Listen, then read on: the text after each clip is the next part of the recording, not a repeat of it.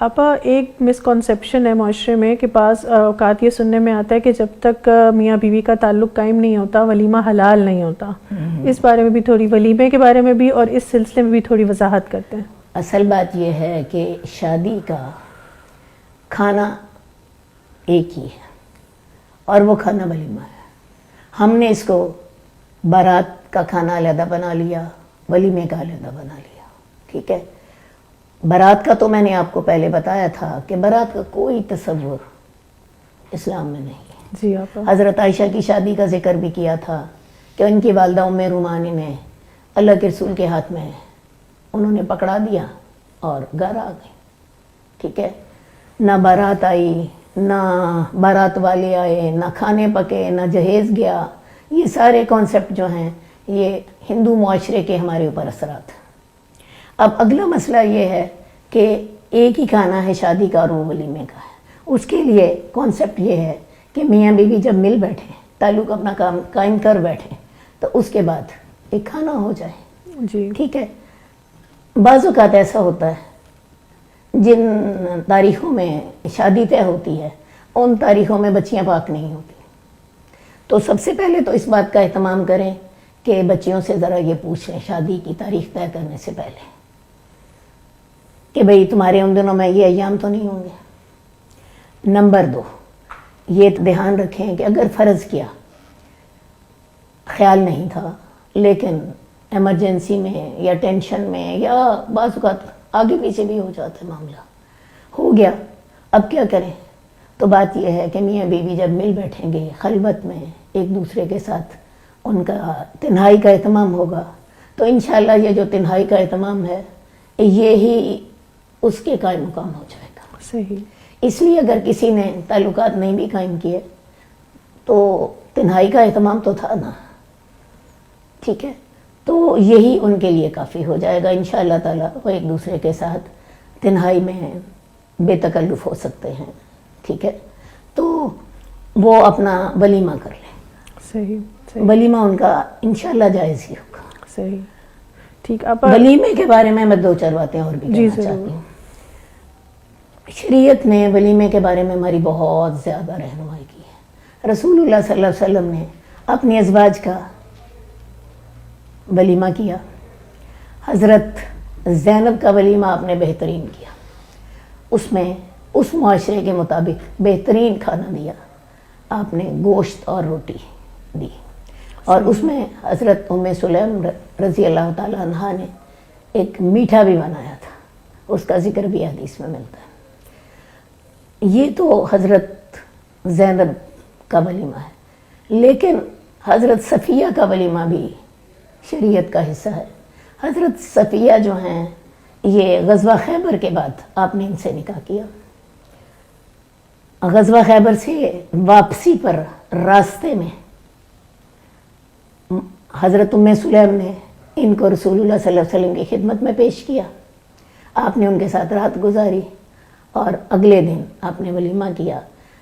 چونکہ سفر کا موقع تھا، صحابہ کا خرچہ ختم ہو چکا تھا، کھانے پینے کی اشیاء بھی کم تھیں، تو رسول اللہ صلی اللہ علیہ وسلم نے تمام صحابہ سے کہا، ایک چمڑے کا دسترخوان بچھا دیا گیا اور تمام صحابہ سے کہا جو جس کے پاس موجود ہے وہ لے آئے. کوئی ستو لایا، کوئی کھجورے لایا، کوئی پنیر لایا. ان تینوں چیزوں کو ملا کے ایک مکسچر سا بن گیا. ستو، پنیر، کھجور، صحیح ایک مکسچر سا بن گیا اور اسی کو سب لوگوں نے مل کے کھا لی. صحیح.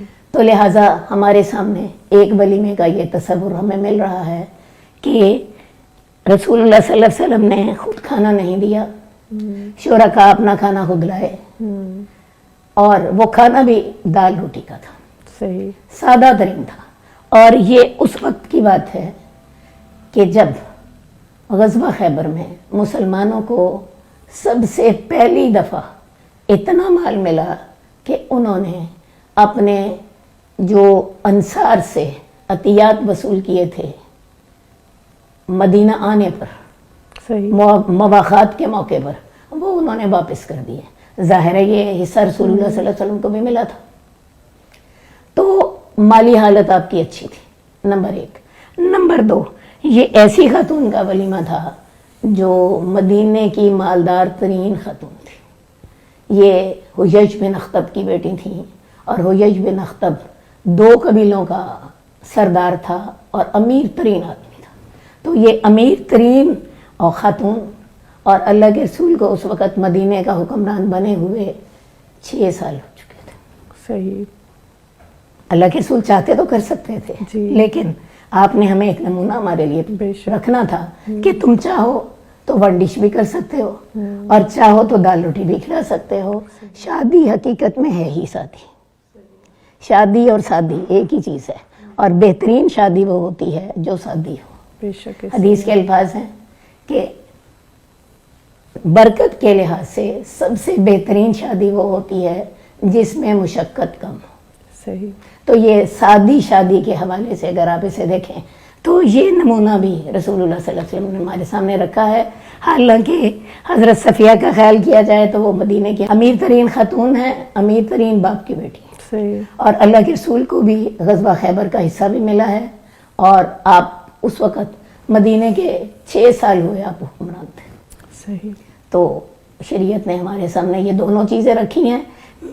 मैं सिर्फ अपने माशरे के लोगों को एक बात बताना चाहती हूँ, बारात पे तो हम पैसा खर्च करते हैं अंधाधुंध, हालांकि वो हिंदुओं का दस्तूर है, हमारी शरीयत का तकाजा नहीं है।